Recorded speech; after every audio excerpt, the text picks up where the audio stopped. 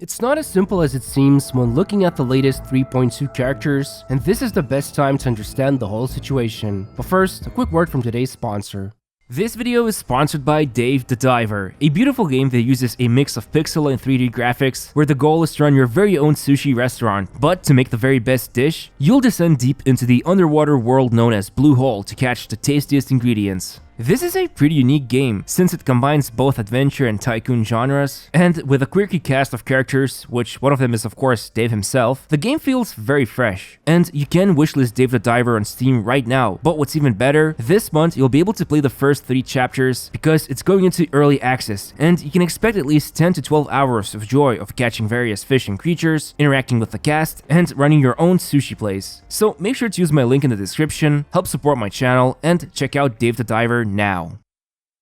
There's a lot of hype surrounding Nahida, but I think it wouldn't hurt to first understand some of the good and crucial things about her. First of all, I think it's pretty clear by now that there's barely any Dendro units in the game. Most of us who build meta team comps rely on Dendro Traveler. Some go for Kale, but at the end of the day, the reason why this is happening is mostly due to how precious Dendro application is for a lot of the new teams. So what I saw during the livestream that Nahida not only has fast normal attacks, but also her skill can mark the enemies and deal Dendro damage by causing reactions even when she's off-field, well, my initial expectations is that she's going to be pretty significant game changer. Obviously, it's important to acknowledge things like ICD and how long can she keep the enemies marked, because if, let's say, her skill can remain as long as Raiden Shogun's, then Nahida is going to be a pretty awesome enabler for Cyno, since right now, the only character that can provide somewhat consistent Dendro application is Dendro Traveler, but the main problem for Cyno is that the enemies need to stay in the Traveler's burst field for him to cause quicken reactions. However, with Nahida, it seems like you just hold down her skill, mark the enemies, and you're good to go. That already seems insane to me. I mean, if that's not enough, her entire burst is focused around boosting her skill damage, interval, and/or length. Which I won't talk too much about it, but just understand that this will be her core playstyle mechanic that will be utilized in every team you're building. But speaking about her skill's duration, power, and how easy it is to attack with, what about her Dendro application? Well, it's not clear yet, but even going with the usual assumption that Catalyst user's charge attack has no ICD, she could effortlessly become crazy good Dendro on-field applicator, like Sucrose for example. In fact, even if her normal attacks have standard ICD, from the livestream they seem pretty fast, so maybe just relying on them will be enough since, you know, charge attacks eat up a lot of stamina, unless Nahida will have some sort of talents or constellations to help with that. Otherwise, if both her on-field and off-field Dendro application prove to be reliable, well, all I can say is that for those who wish for Nilou are going to be really happy about this, assuming you are wishing for this Archon. Right now, you can build an entirely free-to-play team comp with Nilou, but the thing is, her special Bloom team comps could become so much better if Nahida, for example, would provide her Dendro application, ironing out problems like weird rotations or improving overall team's damage. So yeah, even without the damage multipliers or full info on her talents, I see a lot of potential in Nahida. I'm personally excited to finally have someone to actually act as an on-field damage dealer in my wacky Elemental Mastery Raiden Hyperbloom team, since up until this point, it was either Physical Zhongli or TF Ayato. Finally, one last thing worth talking about would be her artifacts. If you're considering pre-farming, then my safest recommendation would be Deepwood Memories 4 set.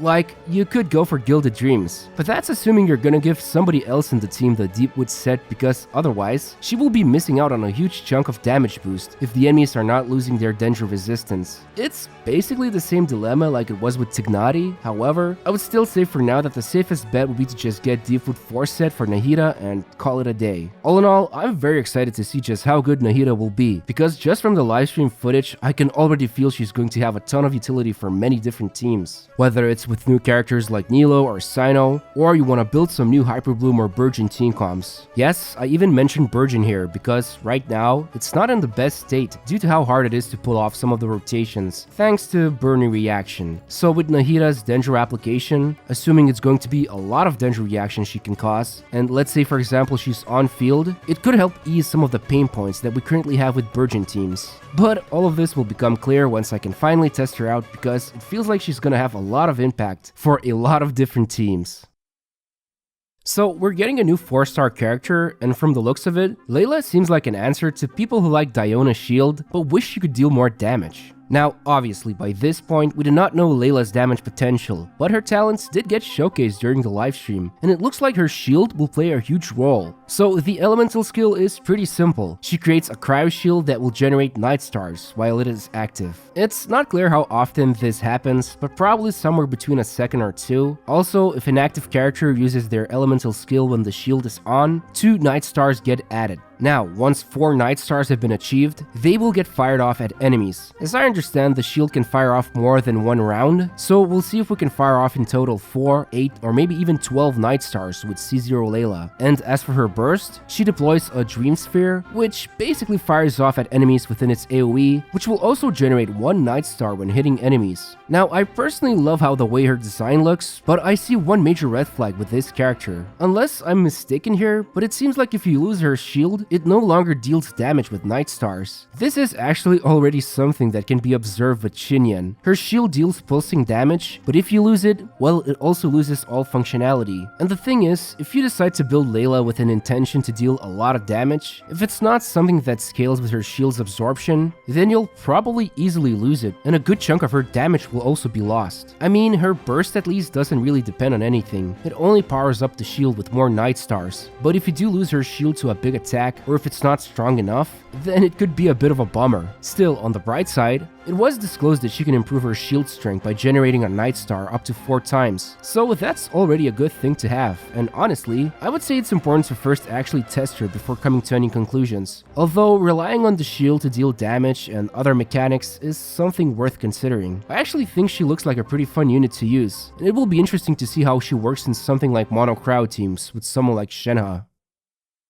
While new characters are always exciting, it's hard for me to ignore the reruns in 3.2. Now, the most relevant thing to consider for these reruns, in my personal opinion, would be synergy with Dendro Element, since it already had such a huge effect on the game's state. For Yoimiya, there's basically no Dendro teams you can build with her. However, she is a pretty solid single target damage dealer, especially when you're using her with Yelan and Xingqiu. But besides that, not much has changed about her, and her rerun wasn't even that long ago. Now, as for the second phase reruns, Childe and Yae Miko are both great units, especially Yae Miko after Dendro got introduced. You see, not only do her totems cause a lot of electro reactions, but her burst actually has no ICD and results in many quickened attacks that beef up her damage numbers. So running her in a quicken team feels so much better when compared to her previous team comps. But I still wouldn't say she's a must-have. She works great in quicken teams, but overall, if you have someone like Fischl built already, you're not gonna be missing out on much. And as for the Harbinger, I mean, international team comp is still super powerful. He also works great in taser comps, and even with Dendro you can use him in teams like Hyperbloom. I'd say he is a well-rounded character with a strong meta team comp that's been established for a very long time. Still, nobody's made of Primogems, so if I had to choose which banner to go for, I'd probably wait and see Nahida's first impressions, which I'll be releasing right when the game gets updated, because I have a feeling that she's going to be pretty awesome, and also quite flexible. Like, don't get me wrong, you should wish for whoever you want, but at the end of the day, every Archon was pretty much a game changer back when they first got released. Honestly, it's kinda important to also acknowledge the current Abyss cycle when talking about characters, because this is the only place besides some limited events where you get to see max potential of your teams, and right now, it's pretty clear that Dendro teams are getting favored in the Abyss, especially with some of the blessings we saw in the past. But all in all, I think if you obtain Nilou or Cyno, then Nahida seems like a solid pull, as long as she can provide the things I talked about previously, which would be her Dendro application and how long it can last. And even if you don't have these characters, there's barely any Dendro units in the game right now. Like Dendro Traveler and Kale, while they provide off-field Dendro application, it's just not enough in some teams.